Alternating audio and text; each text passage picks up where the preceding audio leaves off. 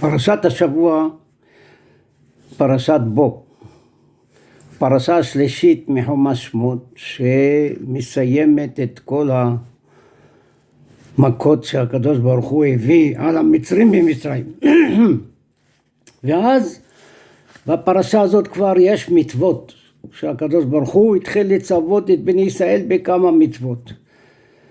הראשונה בהם, החודש הזה לכם ראש חודשים.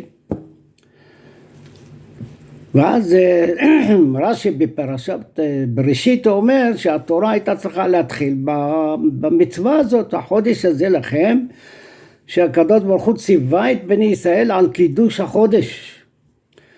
מהו החודש? ועל הלבנה, שהלבנה מתחדשת, אנחנו צריכים לקדש את זה. שנצטוו ישראל ונאמר בארץ מצרים. עכשיו זאת אומרת שעד יציאת מצרים העולם היה מונים רק לשמש, זה מה שהיה, ורק עתה נצטוו בני ישראל להתחיל לספור את החודשים. החודש הזה לכם ראש חודשים, זאת אומרת החודש הזה אנחנו מתחילים לספור, זה חודש ניסן, להתחיל, הוא תחילת השנה של עם ישראל. רק ברגע שנגאלו ישראל בחודש ניסן, אז הפך להיות, והחודש הזה הוא התחדשות של עם ישראל. ולמה דווקא מצווה זו מיוחדת לישראל? כתוב בתורה, החודש הזה לכם, ואז חכמים דורשים לכם ולא לעקום, לא לגויים. זאת אומרת, כל הגויים הם סופרים עדיין את השנה שלהם לפי השמש, ועם ישראל להתקבל אצלנו לספור את השנה לפי חודש ניסן. עכשיו, מה ההבדל בין החמה, למה דווקא התורה ציוותה את עם ישראל במצווה הזאת, זה הראשונה, שמתחילה התורה לצוות את ישראל שיוצאים ממצרים. מה המיוחד שבלבנה, למה התורה דימתה אותנו, קשרה אותנו, שאנחנו נלך לספור את החודשים לפי הלבנה ולא לפי השמש. אז עכשיו ככה, השמש החמה מאירה כל הזמן. אמנם ביום מאירה, בלילה חושך. לעומת הלבנה, שהיא, יש כמה ימים בסוף החודש, היא נעלמת לגמרי, ואחר כך מתחדשת. והתורה באה לומר שעם ישראל, אתם תהיו דומים ללבנה. בסוד קיום שכל חסד החיים, סדר החיים של עם ישראל רצוף, כי הרי הגורל שלנו יהיה כמו הגורל של הלבנה.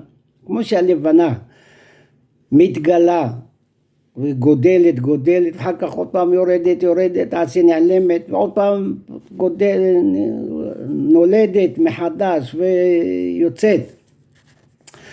אז התורה באה לומר שהיות ועם ישראל צריך ללמוד מהלבנה, ללמוד את האמונה, שגם כשעם ישראל דומים ללבנה, שהפעם מאירה ומזהירים, ופעם יש חשיכה ולא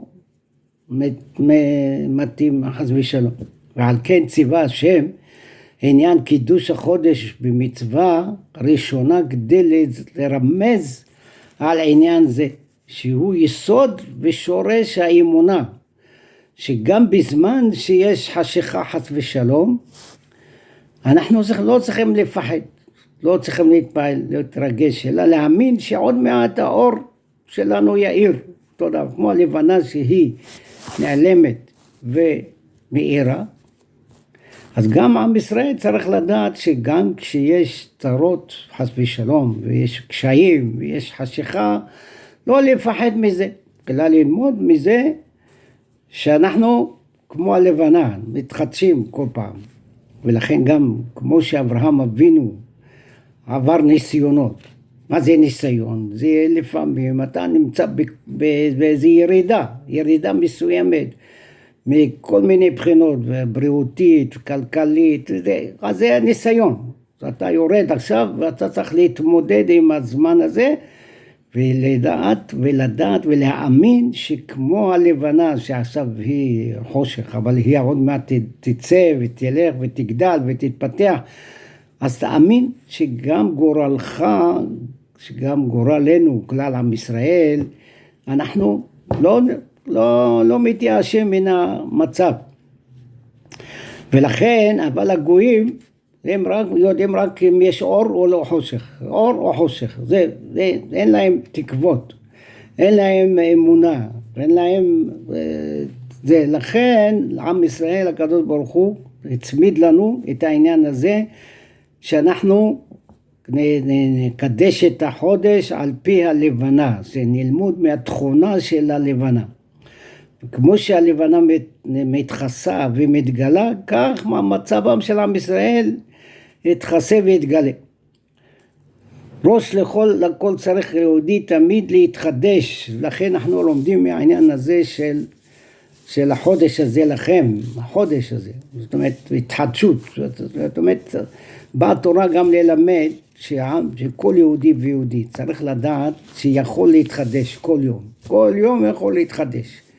לכן התורה ציוותה אותנו מצווה ראשונה, מצוות קידוש החודש, שזה הלבנה, והלבנה מתחדשת, וללמד אותנו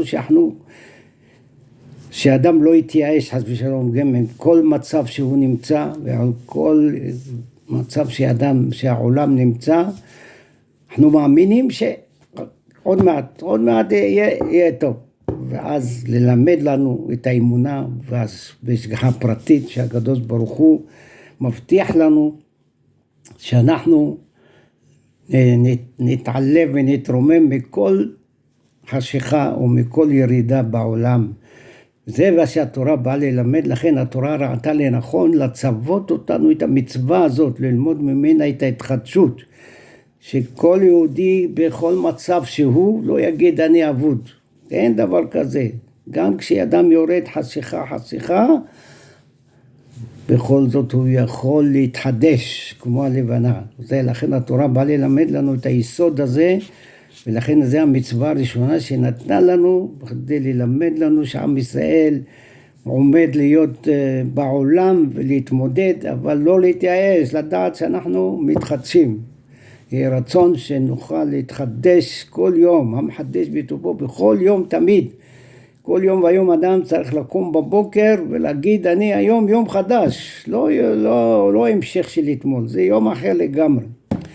וזה הדבר האמונה הגדול שחשוב מאוד שכל אחד ואחד יזכור את זה, שכל יום ויום חדש. אתה יכול להתחיל מחדש, הכל ולהתרומם ולעבוד את השם ויתברך ויהי רצון שנזכה לגאולה שלמה במהרה בימינו אמן.